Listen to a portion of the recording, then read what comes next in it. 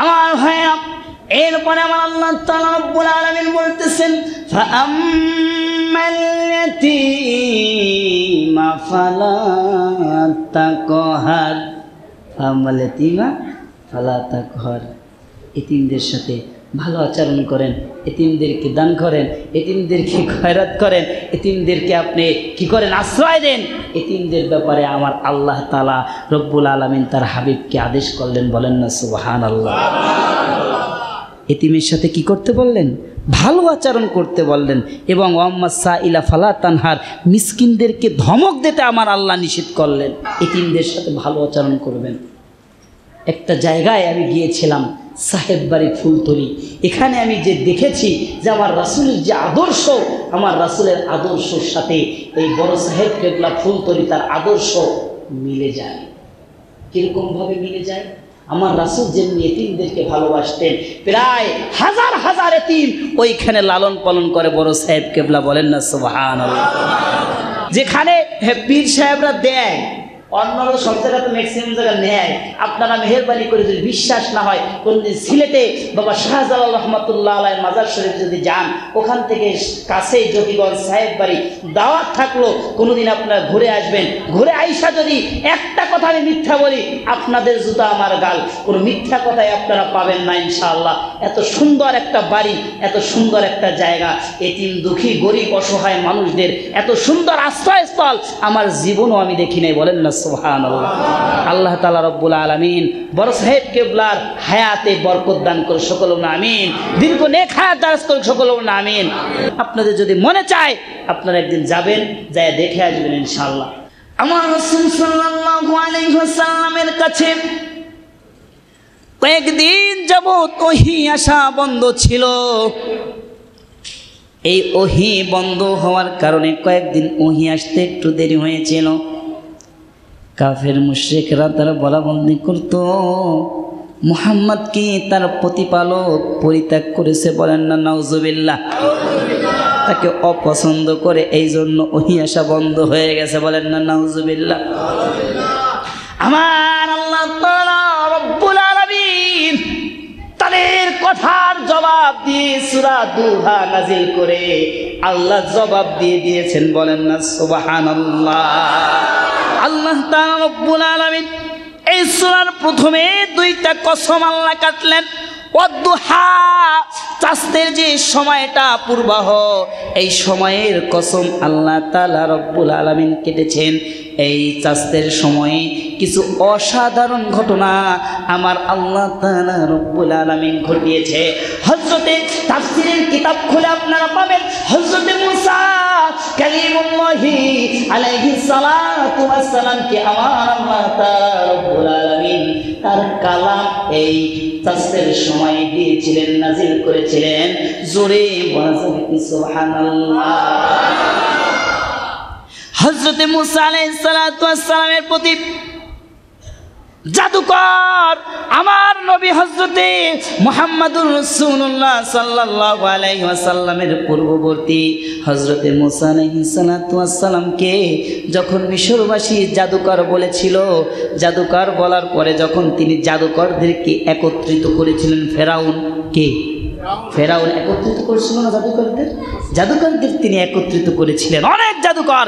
কিন্তু হযরতে মুসা আলাইহিস সালাতু ওয়াস সালামের মুজিজা দেখে, আমার আল্লাহর কুদরত দেখে সমস্ত জাদুকররা সিজদায় পড়ে গিয়েছিল, বলেন না সুবহানাল্লাহ। যেই দিন যেই সময়টায় তিনি এই জাদুকররা সিজদায় পড়েছিল, এই সময়টাও ছিল চাঁদের সময়, বলেন না সুবহানাল্লাহ। সকালেই তাফসীর খুলে আমি দেখলাম এই সময়টা কোন সময় ছিল, চাঁদের সময়। চাঁদের কসম আমার আল্লাহ তাআলা রব্বুল আলামিন কেটেছে। ওয়াদ-দুহা ওয়াল-লাইলি ইযা সাজা, আমার আল্লাহ তাআলা রাত্রির কসম কেটেছে যখন তা গভীর হয়। ওয়াল-লাইলি ইযা সাজা মা ওয়াদ্দাকা রাব্বুকা ওয়া মা ক্বালা। এই আয়াতের ভিতরে কাফের মুশরিকদের সেই কথার জবাব আল্লাহ তাআলা কসম দুইটা খাওয়ার পরে বলেছে, আপনার রব আপনাকে পরিত্যাগ করেননি এবং অপছন্দ করেন নাই। জোরে বলুন না সুবহানাল্লাহ। আমার আল্লাহ তাআলা আপনাকে পছন্দ করেন নাই, পরিত্যাগ করেন নাই। এই জবাব আমার আল্লাহ তাআলা রব্বুল আলামিন এই আয়াত নাজিল করে দিয়ে দিয়েছেন। বলেন না সুবহানাল্লাহ। ওয়ালাল আখিরাতু খায়রুল লাকা মিনাল উলা। আমার হাবিবকে আমার আল্লাহ তাআলা রব্বুল আলামিন জানায়া দিলেন, হাবিব এখন যে পূর্ববর্তী আপনার যে জীবন আছে এর চাইতে পরবর্তী জীবন আপনার জন্য উত্তম।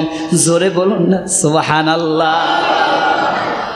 পূর্ববর্তী জীবন বলতে বোঝানো হয়েছে দুনিয়ার জীবন, আর পরবর্তী জীবন বলতে আল্লাহ বুঝাইছে আখিরাতের জীবন। বলেন না সুবহানাল্লাহ।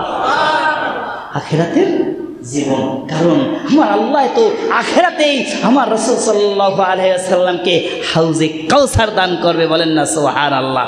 সবচাইতে সম্মানিত এ মর্যাদা আমার আল্লাহ মাকামে মাহমুদ আমার রাসূলকে দান করবে। বলেন না সুবহানাল্লাহ। পরকালেই তো সবার উপরে, সমস্ত নবী রাসূলদের উপরে আমার আল্লাহ তাআলা তার হাবিবকে শ্রেষ্ঠতম মর্যাদা দান করবে। বলেন না সুবহানাল্লাহ। কোন মানুষ যখন কথা বলার সাহস পাবে না, ইয়া নাফসি করবে, নবীরা যখন ইয়া নাফসি করবে, বুক ফুলায়া একমাত্র আমার হাবিব সাল্লাল্লাহু আলাইহি ওয়াসাল্লাম সেই দিন সুপারিশ করবে। বলেন না সুবহানাল্লাহ।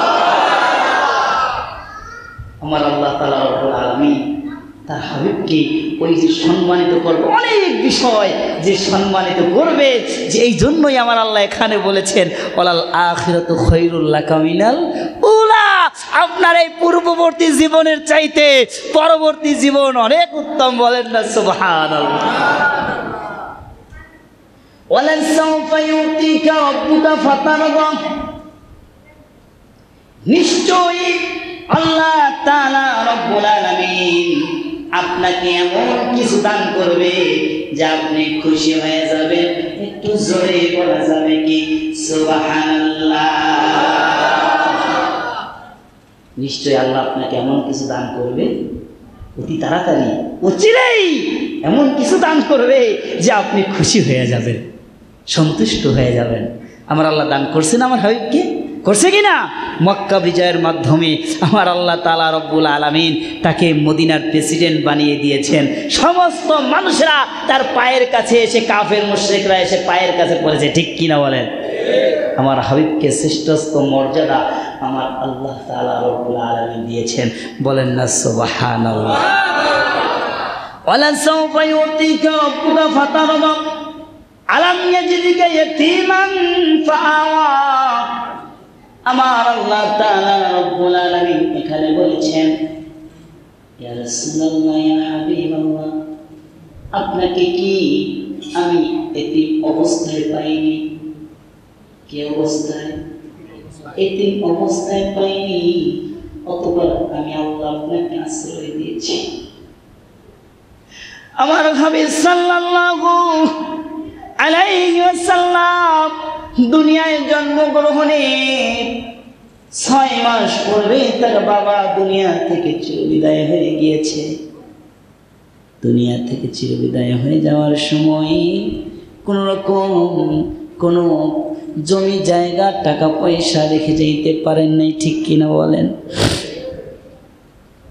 আমার মুসলমান ভাইরা রে, কোন কোন বর্ণনা এসেছে 4 বছর, কোন কোন বর্ণনায় 6 বছর বয়সে তার মা দুনিয়া থেকে চিরবিদায় হয়েছে। দাদা আব্দুল মুত্তালিবের কাছে যখন আমার হাবিব লালন পালন করতেছিলেন, লালিত পালিত হইতেছিলেন, সেই সময়ে 8 বছর বয়সে খাজা আব্দুল মুত্তালিব দুনিয়া থেকে চিরবিদায় হয়েছে। তিনি দুনিয়া থেকে চিরবিদায়ের পূর্বে হযরতে আবু তালেব, যদিও তিনি কাফের ছিলেন, মুসলমান হননি, কিন্তু আমার রাসূলকে ভালোবাসতেন, কলিজা দিয়ে তিনি ভালোবাসতেন। দুনিয়া থেকে চিরবিদায় হওয়ার আগে আব্দুল মুত্তালিব আবু তালেবকে বললেন, আবু তালেব রে, আমার এই এতিম মুহাম্মদকে তোর হাতে দিয়ে গেলাম, মৃত্যুর আগ পর্যন্ত আগলায় রাখিস। হযরত আবু তালেব দুনিয়ায় যতদিন বেঁচে ছিলেন আমার রাসূলকে কেউ একটা কটু কথা বলার সাহস জোরে বলুন না সুবহানাল্লাহ। আমার হাবিবকে আমার আল্লাহ বলেছেন, আলাম ইয়াজিদিকা ইয়াতীমান ফাআওয়া। ইয়া রাসূলুল্লাহ, আমি কি আপনাকে এতিম অবস্থায় পাইনি? এরপরে আমি আল্লাহ আপনাকে আশ্রয় দিয়েছি। ওয়াজাদাকা দাল্লান ফাহাদা। এই আয়াতের ব্যাখ্যা অনেকে বিভিন্নভাবে করে, কিন্তু অনেক কিতাবের ভিতরে, অনেক তাফসীরের ভিতরে এসেছে এই আয়াতের ব্যাখ্যা করতে গিয়ে লিখেছে, এখানে আল্লাহ তাআলা বলেছেন আপনাকে আল্লাহ তাআলা পেয়েছেন পথ সম্পর্কে অনবহিত, মানে আপনি পথ সম্পর্কে কিছু জানতেন না, পরবর্তীতে আপনাকে পথ দেখাইছেন। কিন্তু কানজুল ইমানের ভিতরে একটা তাফসীর আমার খুব ভালো লেগেছে, সেখানে বলা হয়েছে আপনাকে আমার প্রেমে আমি বিভোর পেয়েছি ইয়া রাসূলুল্লাহ, এরপরে আমার দিকে আপনাকে আমি পথ দেখিয়েছি। জোরে বলুন না মারহাবা। এই তাফসীরটা আমার এত ভালো লেগেছে, কারণ হলো আমার রাসূল আমার আল্লাহর প্রেমে বিভোর ছিলেন, ঠিক কিনা বলেন? বিভোর হয়ে তো তিনি এইরকম ভাবে গারে হেরা, এই হেরা গুহার ভিতরে ধ্যান করতেন। কার? একটু জোরে বলেন কার? আল্লাহর প্রেমে পাগল হয়ে তিনি যখন ধ্যান করতেন, এরপরেই তো আমার আল্লাহ তাআলা রব্বুল আলামিন জিবরাইল আমিন আলাইহিস সালাতু ওয়াস সালামের মাধ্যমে আমার আল্লাহ তাআলা তার উপরে নবুয়তি পাঠাইছেন, কিতাব দান করেছেন। বলেন না সুবহানাল্লাহ। আমার মুসলমান ভাইরা, এখানে আমার আল্লাহ তাআলা বললেন ওয়াজাদাকা দাল্লান ফাহাদা। এরপরে আয়াতে আমার আল্লাহ তাআলা রব্বুল আলামিন বলেছেন ওয়াজাদাকা আইলান ফাআগুনা। ওয়াজাদাকা আইলান ফাআগুনা, এবং আপনাকে পেয়েছেন অভাবগ্রস্ত, অতঃপর আমার আল্লাহ তাআলা আপনাকে ধনী করে দিয়েছেন। বলেন না সুবহানাল্লাহ। আমার রাসূল সাল্লাল্লাহু আলাইহি ওয়াসাল্লাম অভাবগ্রস্ত ছিলেন, আমার আল্লাহ সেখান থেকে তাকে এত বেশি ধনী করেছেন কল্পনাও করা যায় না, ঠিক কিনা বলেন? আমার রাসূল সাল্লাল্লাহু আলাইহি ওয়াসাল্লামের চাচা হযরতে আবু তালেব, তিনি আমার রাসূলকে নিয়ে আম্মাজান খাদিজার কাছে যখন তিনি গিয়েছিলেন, যার পরে বললেন খাদিজা রে, তোমার কাছে কি কোনো কাজ আছে নাকি আমার ভাতিজার জন্য? বললেন তোমার ভাতিজা লেখাপড়া কত দূর? বলে না, আমার ভাতিজা তো দুনিয়ার কোন লেখাপড়া পড়ে নাই। আচ্ছা বলুন তো দেখি, আমার হাবিব কি নিরক্ষর ছিলেন, পড়ালেখা জানতেন না, ডেরও নাই? আমার আল্লাহ দুনিয়ার কোন মানুষকে তার শিক্ষক বানান নাই, স্বয়ং শিক্ষক ছিলেন আমার আল্লাহ, আর ছাত্র ছিলেন তার নবী হযরতে মুহাম্মদুর রাসূলুল্লাহ সাল্লাল্লাহু আলাইহি ওয়াসাল্লাম। বলুন না সুবহানাল্লাহ। আমার হাবিবের শিক্ষক ছিলেন কে? আল্লাহ। আমার হাবিবকে আমার আল্লাহ এত বেশি জ্ঞান দান করেছিলেন, তার জ্ঞানের ধুলি গলা পরিমাণ সমান জ্ঞান এক পৃথিবীর সমস্ত পণ্ডিতদেরও নাই। কথা বলেন ঠিক কিনা? এত বেশি জ্ঞান আমার আল্লাহ দিয়েছেন। সামান্য আলিফ লাম মিম, এই আলিফ লামের মিমের যে ব্যাখ্যা, এই ব্যাখ্যা পৃথিবীর কোনো আলেম করতে পারে না, ঠিক কিনা বলেন? কিন্তু আমার হাবিব তো এর ব্যাখ্যা পুরোপুরি জানতেন কি জানতেন না? এই সামান্য আলিফ লাম মিমের ব্যাখ্যাই তো তাহার ব্যাখ্যা, ইয়াসিনের ব্যাখ্যা পৃথিবীর সমস্ত আলেমরা মিলে আজ পর্যন্ত করতে পারে নাই। ধূলিকণা পরিমাণ জ্ঞান আমার হাবিবকে আমার আল্লাহ এত জ্ঞান দিয়েছিলেন, যার কণা পরিমাণ সমান জ্ঞানও পৃথিবীবাসী মানুষদেরকে আল্লাহ দেন না। কিন্তু আবু তালেব তো এই আসমানি জ্ঞানের কথা চিন্তা করতে পারে নাই, সে দুনিয়ার জ্ঞানের কথা বলছে যে দুনিয়ার লেখাপড়া আমার রাসূল দুনিয়ার কোনো শিক্ষকের কাছে পড়ে নাই। তখন মা খাদিজা বলছেন যে যদি দুনিয়ার লেখাপড়া না করে তাহলে আমার এখানে তো ভালো কোনো চাকরি দেওয়া যাবে না, একটা চাকরি আছে, সেটা হলো বকরি পালন। কি পালন? বকরি পালন। আবু তালেব বলে ঠিক আছে, আমার ভাতিজা যেহেতু বাহিরে আছে, তার কাছে আমি জিজ্ঞাসা করে আসি সে কি বকরি পালন করতে পারবে কিনা। আমার রাসূলের কাছে এসে যখন জিজ্ঞাসা করলেন, বললেন চাচা কোনো সমস্যা নাই, আমি রেডি, আপনি বলেন চাকরি করতে আমি ইচ্ছুক। পরবর্তী জীবনে আমার রাসূল বলেছেন পৃথিবীতে এমন কোন নবী, এমন কোন রাসূল আমার আল্লাহ পাঠান নাই যাকে নবুয়তি দেওয়ার আগে আমার আল্লাহ বকরি পালন করার নাই। জোরে বলুন না সুবহানাল্লাহ।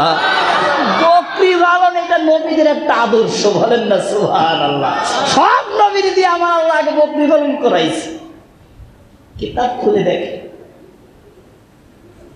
আমার মুসলমান ভাইরানি, বকরি পালন যখন করতে শুরু করেছে বিভিন্ন মুজিজা দেখে খাদিজা, আম্মাজান খাদিজাতুল কুবরা রাদিয়াল্লাহু তাআলা আনহা, তিনি আমার রাসূল সাল্লাল্লাহু আলাইহি ওয়াসাল্লামকে এক সময়ে তিনি জিএম জেনারেল ম্যানেজার করে দিয়েছেন, বলেন না সুবহানাল্লাহ। আম্মাজান খাদিজা বলে, আমার স্বামী মুস্তাফা সাল্লাল্লাহু আলাইহি ওয়াসাল্লাম যতদিন বকরি পালন করেছে ততদিন পর্যন্ত কখনো এসে বলেন নাই একটা বকরি হারায় গেছে অথবা একটা বকরি কোন হিংস্র প্রাণীকে নিয়ে গেছে, বলেন না সুবহানাল্লাহ। তো যত মানুষকে আমি দিলাম বকরি পালন করার জন্য, প্রত্যেকের কাছ থেকে খায়া যায়, লয়া যায়, চুরি হয়ে যায়, কিন্তু আমার মুস্তাফা নবী সাল্লাল্লাহু আলাইহি ওয়াসাল্লাম যতদিন পালন করেছে কোনোদিন একটা বকরি হারায়ও যায় নাই, কোনো হিংস্র প্রাণী তো নিয়ে যায় নাই, বলেন না সুবহানাল্লাহ। আম্মাজান খাদিজা তিনি দেখেন যেখানেই নূর নবী সাল্লাল্লাহু আলাইহি সাল্লাম হাত দেয় সেখানেই সোনার মতো বরকত হয়ে যায়, বলেন না সুবহানাল্লাহ। এই সোনা কি সেই সোনা যে হাত দিলে সোনা হয়ে যায়? এরকম ব্যাপারটা এরকম না, এত বেশি বরকত যে মাটি ধরলেও সোনার দামে বিক্রি হয়ে যায়, বলেন না সুবহানাল্লাহ। যে ব্যবসার কাজেই আমার মুস্তাফা নবী হাত দিতেন সেই ব্যবসার ভিতরেই আমার আল্লাহ হাজারো গুণ বরকত বাড়ায় দিত, বলেন না সুবহানাল্লাহ। আমার মুসলমান ভাইরা রে, এরপরে আম্মাজান খাদিজা তিনি দেখতে অনেক মুজিজা আমার রাসূলের দেখেছে।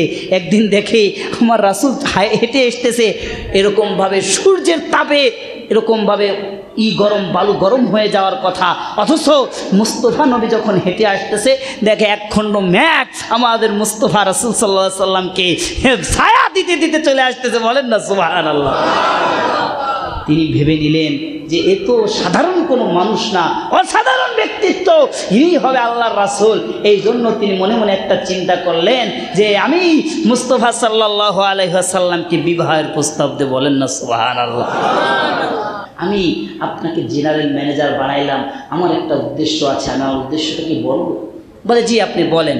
বলে না, আমি বলতে পারি একটা শর্তে, আপনি যদি কবুল করেন আলহামদুলিল্লাহ, আর যদি আপনি কবুল না করেন তাহলে আপনি কথাটা কারো কাছে বলতে পারবেন না।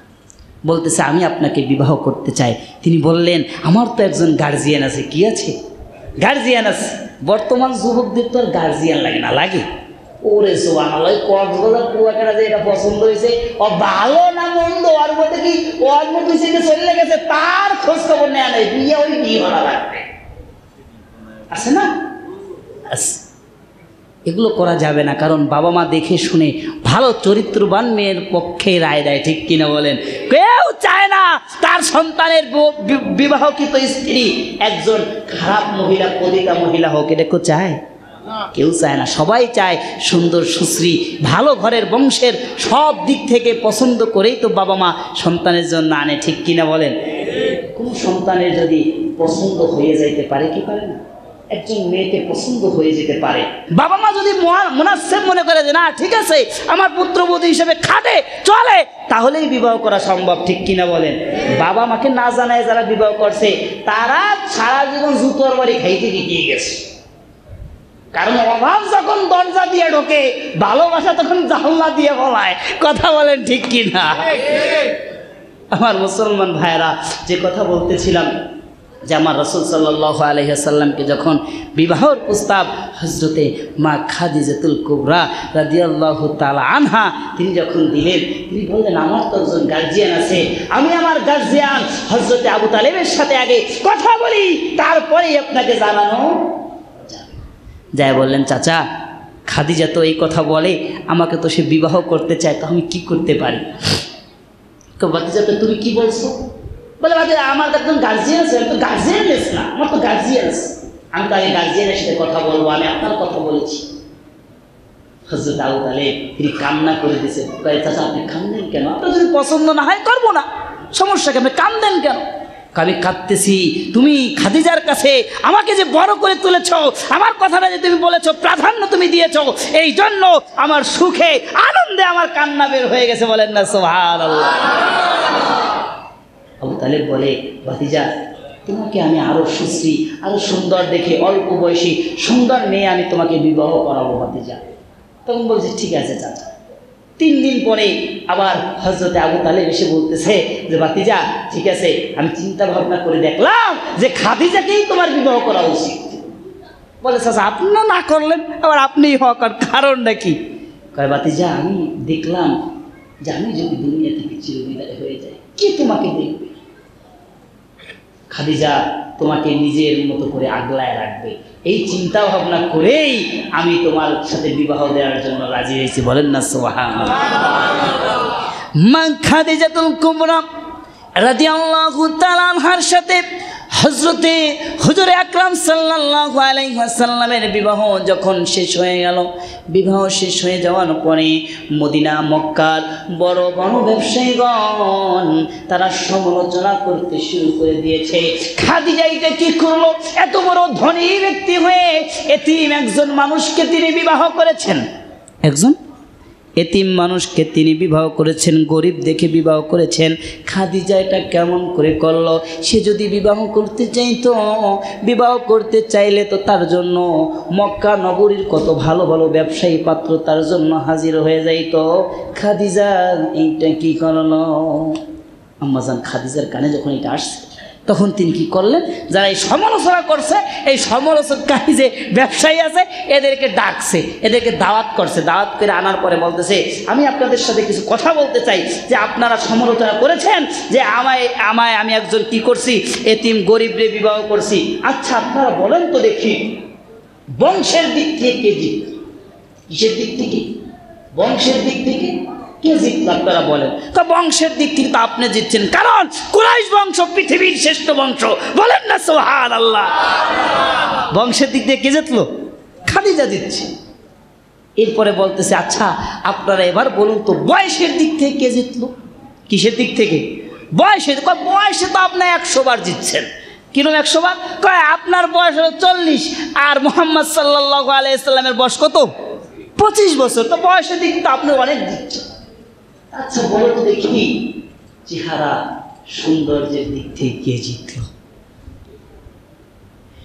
মক্কার সমস্ত কাফির এক বাক্যে উত্তর দিল, এত দেশ ভ্রমণ করেছি, এত জায়গায় ব্যবসায়িক কাজে গিয়েছি, আজ পর্যন্ত মুহাম্মদ আমিন সাল্লাল্লাহু আলাইহি ওয়াসাল্লামের মতো এরকম সৌন্দর্য, এত সুন্দর ব্যক্তি আজ পর্যন্ত পৃথিবীতে দেখি নাই। জোরে বলুন না সুবহানাল্লাহ।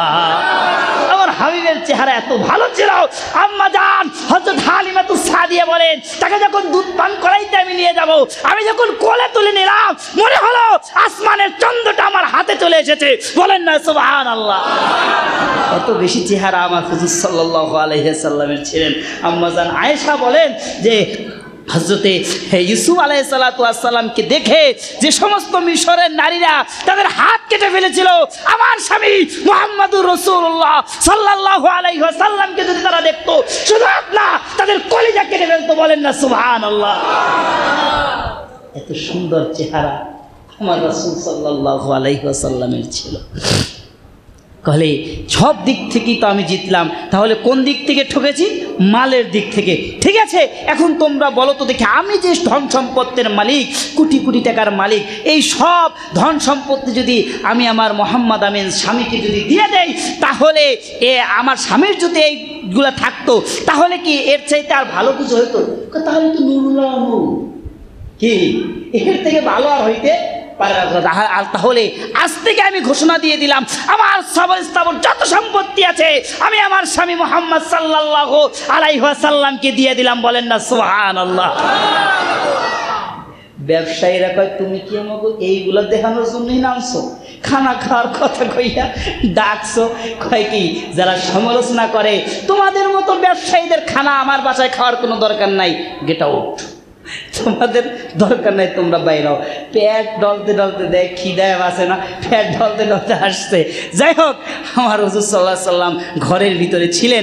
ঘরের ভিতরে থাকার পরে এরপরে তখন মা খাদিজাকে ডাকছে, খাদিজা তুমি যে এই কাজটা করলা, এইটা কি তুমি আমার সাথে করে নিছো, পরামর্শ করে নিছো? বলে ইয়া রাসূলুল্লাহ, ইয়া হাবিবাল্লাহ, আপনি যেইখানে হাত দেন সেইখানে স্বর্ণ হয়ে যায়। আমি চাই না আপনাকে নিয়ে কেউ কটু কথা বলুক। বলেন না সুবহানাল্লাহ।